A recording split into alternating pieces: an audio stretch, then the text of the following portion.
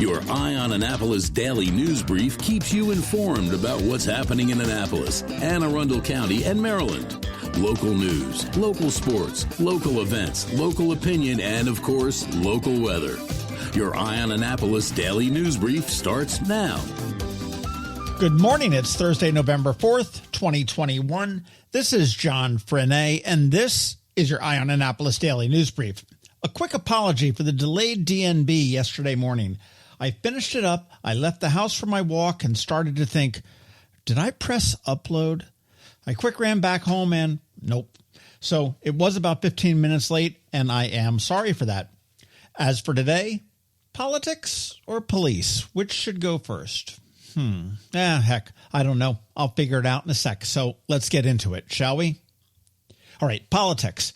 Yesterday was the first canvass after the in-person voting for the city of Annapolis, and the results, which are not final until the second canvass, which is next Tuesday, November 9th, are becoming more clear.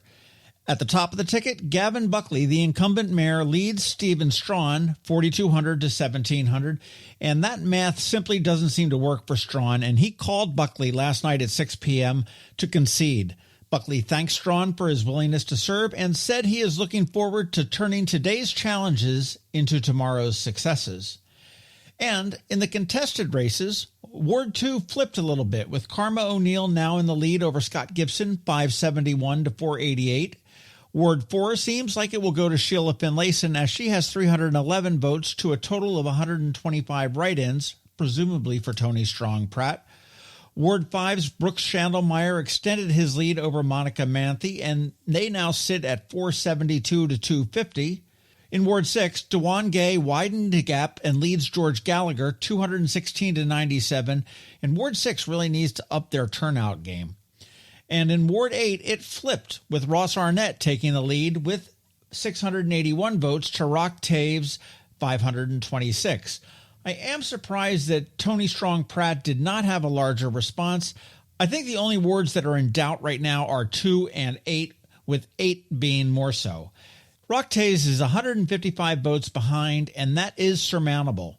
Not easily, but it is possible, and there are a number of residents that dislike Ross Arnett, and also the ward pretty strongly supported Steve Strawn, the Republican, for mayor. He earned 56% of that ward's vote. Ward 2 is a little bit different, and either candidate would be a win for the residents, but Democrats outnumber the Republicans, and absent any history on the candidates, both are newcomers. People are likely to vote along party lines.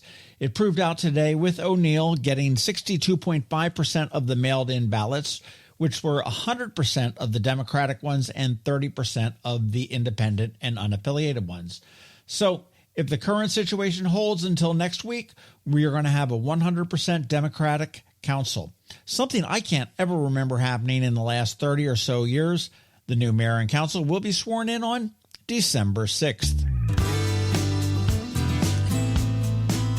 On to police news, and today it's all about the Annapolis City Police.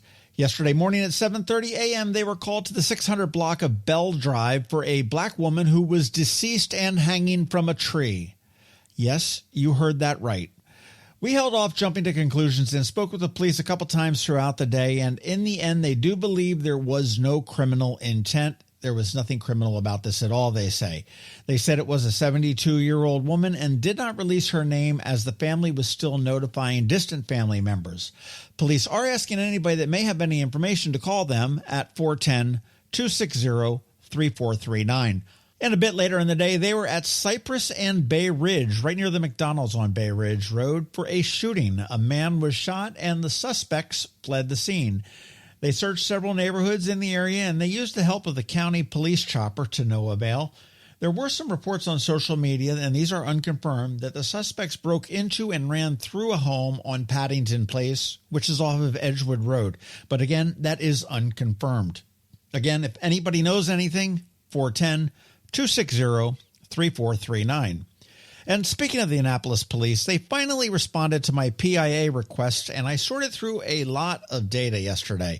Analyzing a 2-week period of calls, I now have some more work to do and a few more phone calls to make, and I wanted to see if I can get the chief and the mayor on record. But let me tease it by saying that the information that they have been releasing to the public seems to be vastly different than the reality uncovered by these PIA requests. On to COVID news. Everyone has signed off on vaccines for the 5 to 11 crowd, and Anne Arundel County will begin vaccinating the kiddos beginning this Friday.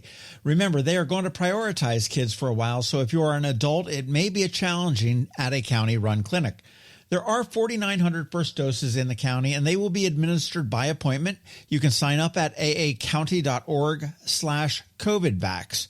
Friday's vaccines will be at AACC and will expand to Bay Meadow up in Glen Burnie, Pip Moyer here in Annapolis, and Lula Scott down in South County next week. There will be school-based clinics as well, and we will have that info for you a bit later today, so you want to make sure you check out eyeonannapolis.net for that. And while the Atlanta Braves are World Series champs this year, the Broadneck Bruins high school volleyball team will not have that chance.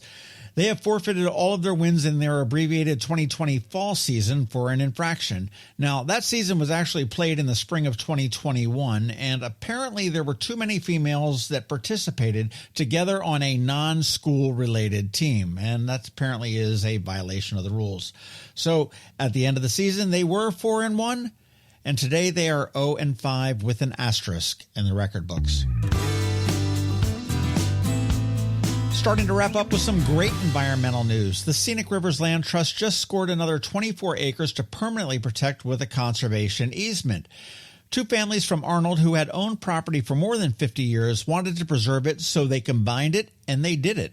Congrats and a big thank you to Elizabeth Rucker and her late husband Colby, and to Arthur and Anita Murray for keeping our county green and preserving the space that we have. And finally, up this Saturday on the Local Business Spotlight, Monica from Bread and Butter Kitchen. And if you have any suggestions for a local business to spotlight, let me know. I'll reach out to them. And you want to look for that bonus pod with Dr. Friedman on Friday when we talk COVID, vaccines, the flu, and much, much more. And that's it for the news today. But first, a quick thank you to the sponsors for today's Daily News Brief, the Hospice of the Chesapeake, Solar Energy Services, and the Kristi Neidhardt Team of Northrop Realty, a Long and Foster company. It is Thursday, so we have Trevor from Annapolis Makerspace here with your Maker Minutes, and of course, George from DCMDVA Weather is here with your locally forecast weather. All of that gets underway in just a bit. Coping with advanced illness can be overwhelming, and determining the best options for a loved one isn't always so easy. But here at Hospice of the Chesapeake, your hometown hospice, we want you to know you do have a choice. You can choose exactly who provides the care and the type of care you receive, and it's your decision when and where your loved one receives that care. We have served our community, family, and friends for over 40 years. We are there when you need us. Learn how we can help at hospicechesapeake.org. When you live near Annapolis, you know how fickle the weather can be, so you need a truly local forecast that's accurate and reliable. Forecast right here in Annapolis. DCMDVA Weather is not just for today, but for the rest of the week and the weekend too. Now here's George Young of DCMDVA Weather with the weather outlook for today and beyond. Hey everyone, this is George with DCMDVA Weather, and this is your Eye on Annapolis forecast for Thursday, November 4th. Yesterday played out pretty much as expected for the Annapolis region, with plenty of sunshine and cool temps in the low 50s, and the expectation is for more of the same today through Sunday, before we warm up a bit early next week. Look for partly to mostly sunny skies today through the weekend, with highs each day in the 50s after AM lows in the 30s and 40s, followed by more sunshine early next week, with temps in the upper 50s to even lower mid-60s in spots. Okay, that's it for today. This is George Young of DCMDVA Weather. Make it a great day out there. Stay healthy and be safe. And of course, be sure to follow us on Facebook and Twitter, and download our app on all of your devices by searching DCMDVA Weather from the Apple or Google App Stores, so you can always stay weather informed. Another moving moment from Kristi Neidhardt of the Kristi Neidhardt Team from Northrop Realty, a Long and Foster company. One of the most common questions we get, how do I maximize the value of my home before I sell it? It's a great question. We look at improvements like investments. What is the rate of return? For example, if we invest $5,000 in painting kitchen cabinets and installing granite, how much more will our home sell for?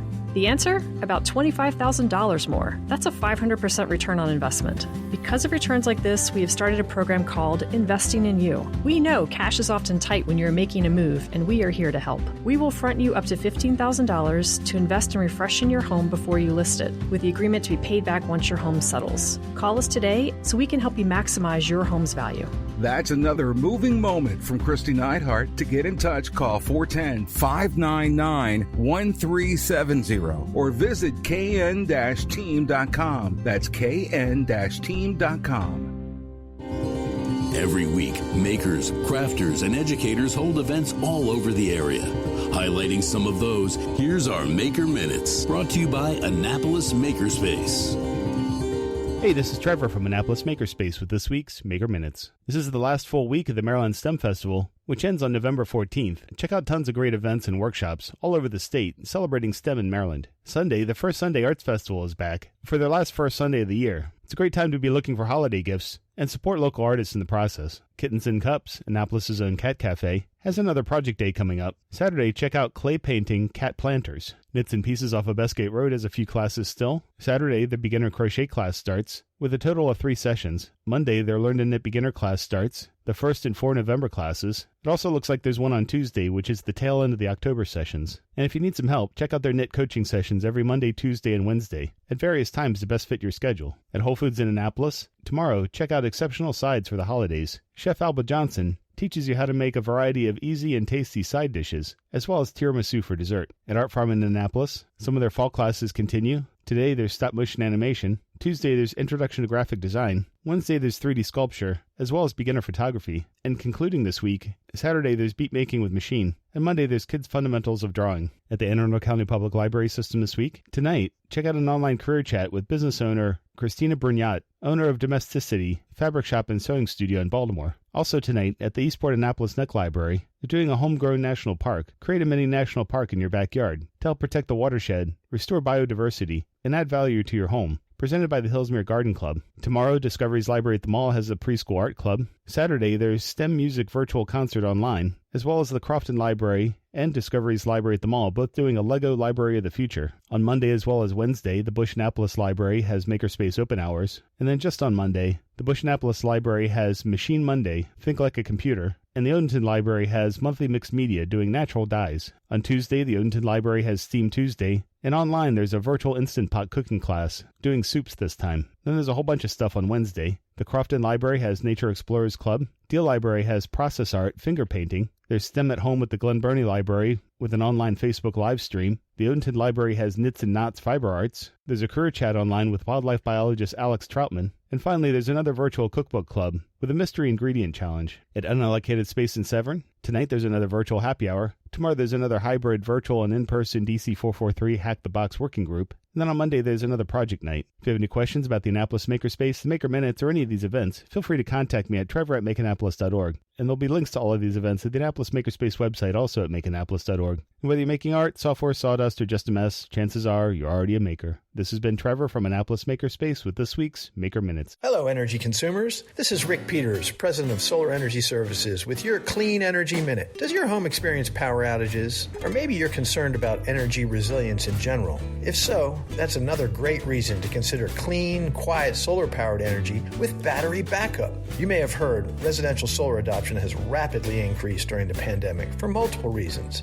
and many homeowners like yourself are adding battery backup and electric vehicle charging to their solar projects. And with Maryland's residential energy storage income tax credit, along with the federal tax credit for batteries when paired with solar, the economics are quite compelling, and that secure feeling is even better. So whether you're looking for clean energy, energy resilience, or overall peace of mind with solar energy, we can help. To schedule a free solar design, call us today at 410-923-6090 or on the web at solarsaves.net. But hurry, sunshine's a-wasting. Sunshine, sunshine, nothing else can make me feel so fine. You've been listening to the Eye on Annapolis Daily News Brief. Tell your friends and colleagues, this is the podcast where you can keep up on the latest with what's going on in Annapolis and Anne Arundel County. And don't forget about our website, eyeonannapolis.net, where you can find even more information. And make sure you follow us on Facebook at All Annapolis and on Twitter at @IonAnnapolis. This Daily News Brief podcast comes to you every Monday through Friday at 6 a.m.